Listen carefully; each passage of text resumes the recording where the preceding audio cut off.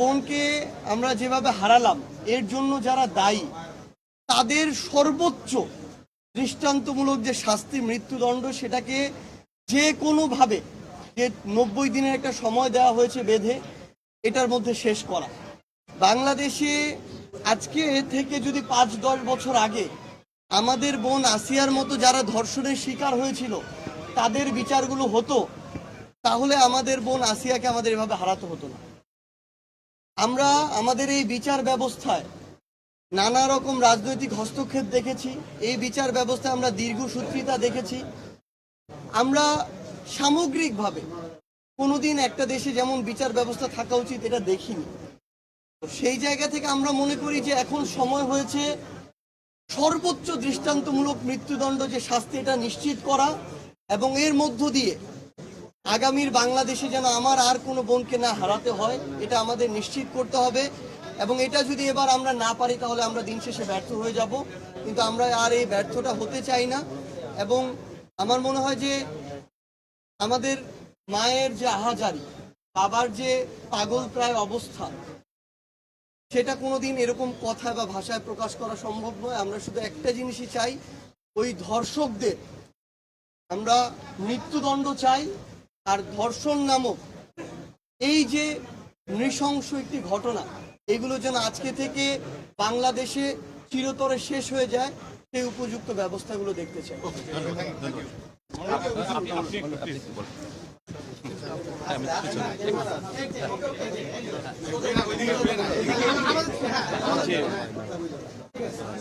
আজকের এই পরিস্থিতিতে আমরা বাকরুদ্ধ।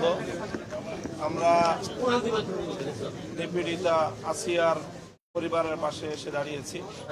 তার মা বারবার মূর্ছা যাচ্ছে এবং হুঁশ ফেরার পরে একই কথা তার মায়ের মুখে উচ্চারিত হচ্ছে যে অপরাধীদের দ্রুত সময়ের বিচার যেন হয়। আমরা ইতিমধ্যে সরকারের একজন মাননীয় উপদেষ্টা মহোদয় এখানে উপস্থিত হয়েছেন।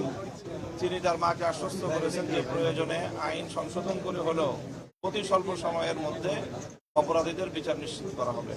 এখানে শুধু ধর্ষণ কাণ্ডই সংগঠিত হয়েছে তা নয়, বরং তার সঙ্গে যে নির্মমতা এবং পরিকল্পিতভাবে তাকে যে হত্যা করার যে কার্যক্রম, সেই হত্যার অপরাধও এখানে সংগঠিত হয়েছে। কাজেই এই জায়গাটায় আমাদের আবেগ তো এটাই ছিল যে ধর্ষিতা নিহত আমাদের বোন আসিয়ার তার দাফন হওয়ার আগেই খুনি ধর্ষকদের বিচার কার্য সম্পন্ন হওয়া, এটাই ছিল আমাদের আবেগ। কিন্তু এরপরেও আমরা আইনের যে বাধ্যবাধকতা রয়েছে সেই সময়টুকু আমরা সরকারকে দিতে চাই এবং সরকারের পক্ষ থেকে ইতিমধ্যে যে আশ্বস্ত করা হয়েছে, প্রতিশ্রুতি দেওয়া হয়েছে, আইন সংশোধন করে হলেও অতি দ্রুত সময়ের মধ্যে দৃষ্টান্তমূলক একটি বিচারের মাধ্যমে গোটা বাংলাদেশকে এই মেসেজ দেওয়া হবে আগামী দিনে আর কোনো অপরাধী এই ধরনের অপরাধ করার দুঃসাহস না দেখায় এবং আর কোনো আসিয়াকে যেন আমাদের হারাতে না। আমরা আসিয়ার এই ঘটনা নিয়ে একটি বড় পক্ষ যারা শাহবাগ সহ বিভিন্ন জায়গায় সরকারের ব্যর্থতা তুলে ধরছে। আপনি একটা বড় রাজনৈতিক দলের নেতা, আপনার কি মনে হয় এই ব্যাপারে সরকারের আসলে? আমরা মনে করি যে এখানে এখনো সরকারকে অভিযুক্ত করার মতো কোনো পর্যায়ে সংগঠিত হয়নি। সরকার বরং সফলতার সাথে অতি অল্প সময়ের মধ্যেই অপরাধীদেরকে গ্রেফতার করেছে এবং তার সর্বোচ্চ চিকিৎসার ব্যবস্থা নিশ্চিত করেছে এবং যাবতীয় আয়োজন সম্পূর্ণ করেছে। কাজেই আমরা সরকারকে সময় দিতে চাই এবং আমরা বলতে চাই যে সরকার যে প্রতিশ্রুতি দিয়েছে সেই প্রতিশ্রুতি যদি বাস্তবায়ন করে তাহলে আমরা সরকারকে সাধুবাদ জানাবো। সকাল সন্ধ্যা 7টায় তার জানাজা হবে মাগুরার দোমানি মাঠে। আমরা ইনশাআল্লাহ সেখানে যাচ্ছি।